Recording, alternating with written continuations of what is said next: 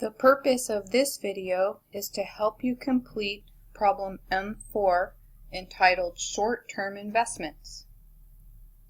First, a little background. Short-term investments are readily marketable securities or stocks and bonds that are intended to be sold within the time period of current assets.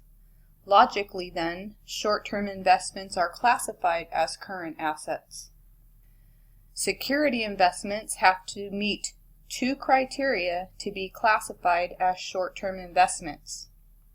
The investment needs to be readily marketable, and management has the intent to convert the investment into cash within a year.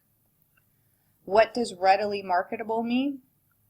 Readily marketable securities can be converted into cash, i.e. sold on demand. For instance, stocks and bonds sold on public stock exchanges usually meet this criterion. There's other considerations on how these securities can be classified, but this is a very simple exercise. In a nutshell, we will compare the cost of the investment, i.e. what we paid for it, to the market value, or what it's worth now, and compute whether the security has an unrealized gain or loss. The word unrealized means that the gain or loss is, in quotes, on paper. It hasn't occurred yet because the security has not been sold. Once the security is actually sold, we would have a realized gain or loss that would flow down to our income statement. So back to this problem. We will use simple math computations as well as an equals if statement to compute the value of investments and show how to present them on the balance sheet. Do not worry about any journal entries. That is beyond the scope of this problem and beyond the scope of Accounting 100. If you are an accounting major, you will have at least one chapter on this topic. To help demonstrate the problem, I am using three fictitious stocks. As you see on the screen, in the data section, I have created three fictitious companies, companies A, B, and C, and have made the assumption that we bought 100 shares of each. The costs are shown, the market value is shown, and our answer section should compute just as your author instructs. Look at your text. He requests that the worksheet should state unrealized gain or unrealized loss for each stock as appropriate, and he specifically asks you to use the equals if function. So scrolling down to my answer section, you will see the stocks, the shares, and the cost per data transferred down through the use of cell references.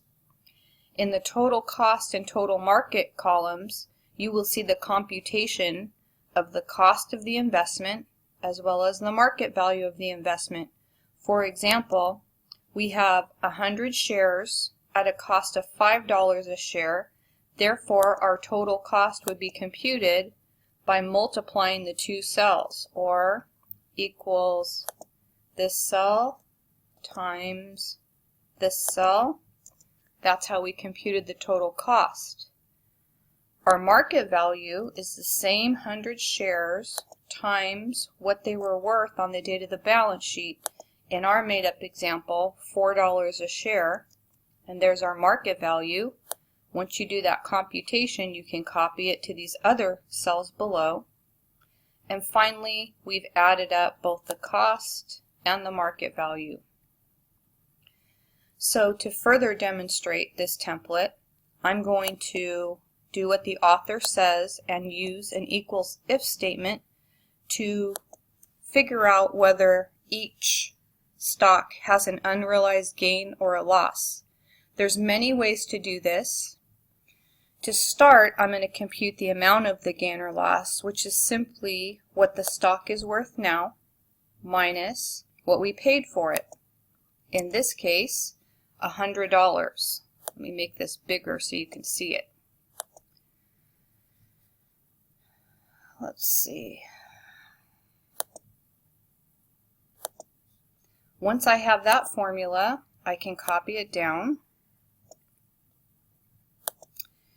And then specifically, the author wanted you to state whether it was an unrealized gain or loss. Again, there's many ways to do this. He specifically asked you to create or use an equals if statement.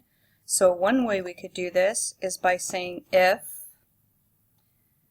I guess we could even say if this is greater than 0, then the true result would be that we have an unrealized gain, and the false result would be unrealized loss. Again, these are labels, so I'm putting them in quotes. We'll make sure that works. Again, let me change the way this looks so it's bigger.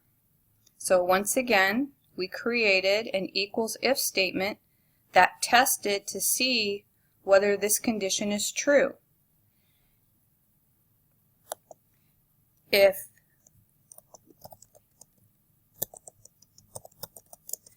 the amount appearing in this cell was greater than 0, then we put in the word unrealized loss, and if it wasn't, if it was greater than 0, it would be an unrealized gain, and if it wasn't, it would be an unrealized loss. So once again, here's our equals if statement. Once you have that, you can copy it down. It's the same formula, will work for any condition. And probably another good thing to do would be to subtotal the gains and losses. You can actually do that by just copying over the formula and even copying down the equals if statement that we just created. In this case, since the cost was $1,200 and the market value is $1,500, we properly computed that there would be a $300 unrealized gain. We did this through the use of the equals if statement.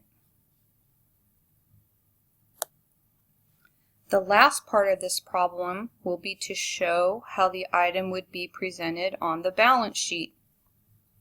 Well, as you know, for most items on the balance sheet, the specific item is shown at cost. In this case, in our made-up example, the cost is $1,200.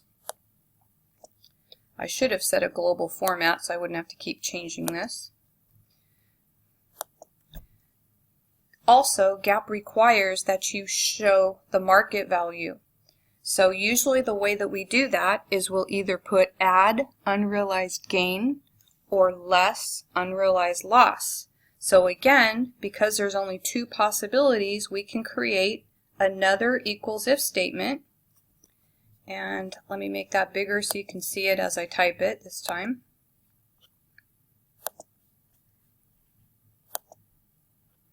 So here we go, equals if this number is greater than 0, so there's our test. We need to follow it with the true results. If that's true, we want to put add unrealized gain. And what do you think the false result should be?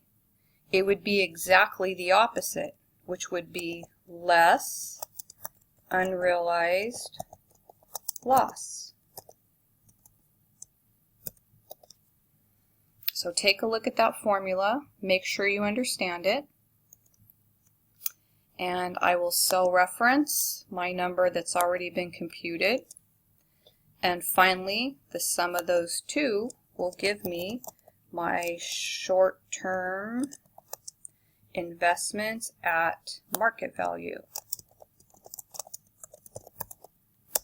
And of course, it needs to agree with the results of your template. So again, let me clean this up.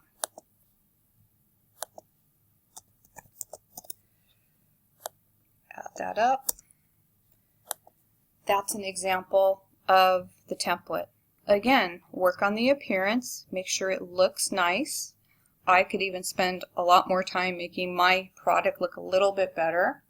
But the main reason that we're doing this project is to give you some more experience with the equals if. And again, just to add to your portfolio of projects that you've been working on.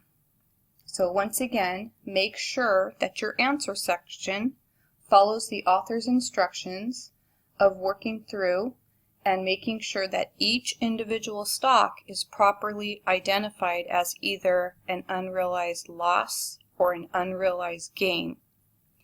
And to make this formula flexible, to make the template flexible, the only thing that you would have to change would be the area of the spreadsheet that I'm now highlighting in orange.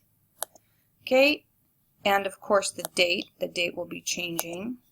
So when you do the second set of data, the only changes you should be making are to those two orange items, and if you've done it properly, the rest of the template should recompute on its own. Again, that's the mark of a 100% flexible template. If you have any questions or need any assistance, please let me know. I look forward to reading your updates.